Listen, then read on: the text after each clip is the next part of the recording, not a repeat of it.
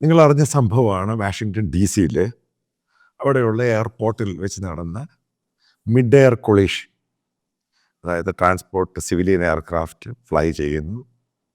അപ്പം അതിൻ്റെ അകത്ത് ബ്ലാക്ക് ഹോക്ക് എന്ന് പറയുന്ന അമേരിക്കൻ ഡിഫൻസിൻ്റെ ട്രെയിനിങ് നടക്കുന്ന സമയത്ത് അത് രണ്ടും കൂടെ ഇടിച്ച് രണ്ടും കത്തിപ്പോയി പുഴയിൽ വീണു. അപ്പം നിങ്ങൾ പല വാർത്തകൾ കണ്ടു കാണും. പല രീതിയിലുള്ള ആഖ്യാനങ്ങളൊക്കെയാണ് വന്നത്. ഞാൻ ആദ്യം അത് ചെയ്യാതിരുന്നതിൻ്റെ കാര്യം, കാരണം ഏകദേശ ധാരണയുള്ളൊരു റിപ്പോർട്ട് വരണം എന്താണ് സംഭവിച്ചത്. കാരണം നമ്മളൊരു കാര്യം പറഞ്ഞിട്ട് 2 ദിവസം കഴിഞ്ഞ് മാറ്റി പറയുക, അപ്പോൾ അതല്ലല്ലോ ന്യൂസ് അനാലിസിസ് എന്ന് പറയാൻ. രണ്ടും വ്യത്യാസമാണ്. സ്പോട്ട് റിപ്പോർട്ടോ അങ്ങനെ സംഭവമല്ല ഞാൻ ചെയ്യുന്നത്.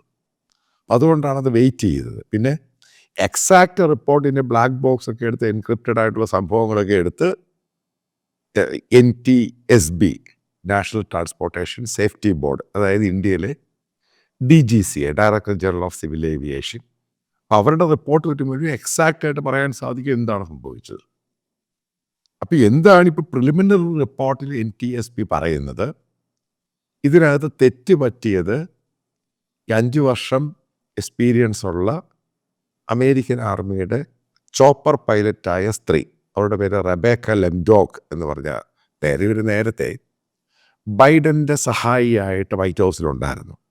കാരണം അറ്റാച്ചി ആയിട്ട് അമേരിക്ക, ഇന്ത്യയിലും അതുപോലെ ഉണ്ട്, അവിടെ ഉണ്ടായിരുന്നു. അതിന് ശേഷം ഇവർ നൈറ്റ് ഫ്ലൈയിങ്ങിന് വേണ്ടി ചോപ്പറിൻ്റെ അകത്ത് ബ്ലാക്ക് ഹോക്കിനകത്ത് ട്രെയിനിങ് ആയിരുന്നു. ഇതിനകത്ത് പറയുന്ന ഇനിഷ്യൽ റിപ്പോർട്ട് എന്ന് പറയുന്നത് ഈ ഡെസിഗ്നേറ്റഡ് എയർപോർട്ട്, അപ്പോൾ വാഷിങ്ടൺ DC എയർപോർട്ടിനടുത്താണ്. അപ്പം ഇതേപോലെയുള്ള ചോപ്പറുകൾ, ഹെലികോപ്റ്ററുകൾ ഫ്ലൈ ചെയ്യുമ്പോൾ അതിൻ്റെ ഹൈറ്റ് എന്ന് പറയുന്നത് 200 ഫീറ്റ്, 200 അടി അത്ര മാത്രമേ ആകാവൂ. ഇത് മാൻഡേറ്ററി ആണ്. പക്ഷേ ഇത് കൊളീഷൻ, അതായത് ഇടിക്കുമ്പോൾ ഈ പറയുന്ന ചോപ്പറിൻ്റെ ഹൈറ്റ്, അത് ഫ്ലൈ ചെയ്തുകൊണ്ടിരുന്നത് 325 അടി മുകളിലാണ്. 325 എന്ന് പറയുന്ന ഡെസിഗ്നേറ്റ് ആയിട്ട് അടുത്തുള്ള എയർപോർട്ടിൽ അവിടെ ചോപ്പറുകൾ ഫ്ലൈ ചെയ്തുകൂടാ. നൈറ്റ് ഫ്ലൈക്കാണ്, ട്രെയിനിങ് അടക്കമാണ്. തൊട്ടപ്പുറത്ത് ചീഫ് വാറന്റ് ഓഫീസർ ഇവാൻ എന്ന് പറയുന്ന ആളെടുത്തിരിപ്പുണ്ട്. അവരെല്ലാം മരിച്ചുപോയി. 3 ക്രൂ ആയിരുന്നു അതിൻ്റെ തൊണ്ടായിരുന്നത്. അപ്പോൾ അവിടുത്തെ ചോദ്യം വന്നേക്കുവാണ്, ഈ 1000 മണിക്കൂർ ഫ്ലൈയിങ് അവേഴ്സ് എക്സ്പീരിയൻസ് ഉള്ള അവിടുത്തെ ചീഫ് വാറന്റ് ഓഫീസറാണ് ഇവർക്ക് ട്രെയിനിങ് കൊടുക്കുന്നത്. എന്തുകൊണ്ട് ആ ഒരു സമയത്ത് അയാൾക്കതിനെ, ആ ചോപ്പറിനെ ടേക്ക് ഓവർ ചെയ്യാൻ കഴിഞ്ഞില്ല? ചോദ്യമാണ്. ഇത് NTSBയുടെ തന്നെ സ്റ്റേറ്റ്മെൻറ്റിൽ പറയുന്നതാണ്. പിന്നെ ഫർദറായിട്ടുള്ള ഇൻവെസ്റ്റിഗേഷനൊക്കെ ലേറ്റർ സ്റ്റേജിലാണ് വരുന്നത്. ഇതിൽ നിന്ന് മനസ്സിലാക്കാൻ സാധിക്കുന്നത്, അട്ടിമറിക്കുള്ള സാധ്യത ഈ പറയുന്ന റിപ്പോർട്ടുമായിട്ട് നോക്കുകയാണെങ്കിൽ 1% പോലും ഇല്ല. ഈ പറഞ്ഞുകൊണ്ടിരിക്കുന്ന ട്രെയിനി പൈലറ്റ്, അവർ ട്രെയിനിങ് നടത്തിക്കൊണ്ടിരുന്ന പൈലറ്റ് അമേരിക്കൻ സേനയിൽ 5 വർഷത്തോളം അവർ ഫ്ലൈങ് ചെയ്തവരാണ്. അവർ കുറച്ചു കാലം ബൈഡൻ്റെ കൂടെ ഉണ്ടായിരുന്നു, ഡിഫൻസ് എയ്ഡ് സഹായിയായിട്ട്. മറ്റൊന്ന്, ഇതിനകത്ത് ഹ്യൂമൻ എററാണോ? എന്തുകൊണ്ടാണ് ഈ പറയുന്ന സീനിയറായിട്ട് ട്രെയിനിങ് കൊടുക്കുന്ന ഇവാൻ എന്ന് പറയുന്നയാൾ ഇത് ടേക്ക് ഓവർ ചെയ്തില്ല? ഇതൊക്കെ ചോദ്യങ്ങൾ പിന്നീട്, കാരണം അതൊക്കെ ബ്ലാക്ക് ബോക്സുമായിട്ട് ബന്ധപ്പെട്ട് അന്വേഷണത്തിൻ്റെ ഫൈനൽ സ്റ്റേജിലായിരിക്കും എൻകോഡ് ചെയ്ത സംഭവങ്ങൾ വരുമ്പോഴാണ് നമുക്ക് മനസ്സിലാക്കാൻ സാധിക്കുന്നത് എന്തുകൊണ്ടാണ് സംഭവിച്ചത്, എന്താണ് അവിടെ ഉണ്ടായിരുന്നത്, പ്രത്യേകിച്ചുള്ള പ്രശ്നങ്ങൾ. കാരണം ഏവിയേഷൻ്റെ സംഭവങ്ങൾ എന്ന് പറഞ്ഞാൽ നമ്മൾ ഉദ്ദേശിക്കുന്നത് ചിലപ്പോൾ അപ്പുറത്തോട്ട് പോകും. അങ്ങനെ നമുക്ക് പല യൂട്യൂബ് വീഡിയോ കാണാൻ പറ്റും. ഈ നെറ്റ്ഫ്ലിക്സിനകത്ത് ഒത്തിരി ഡോക്യുമെൻ്ററി ഉണ്ട്.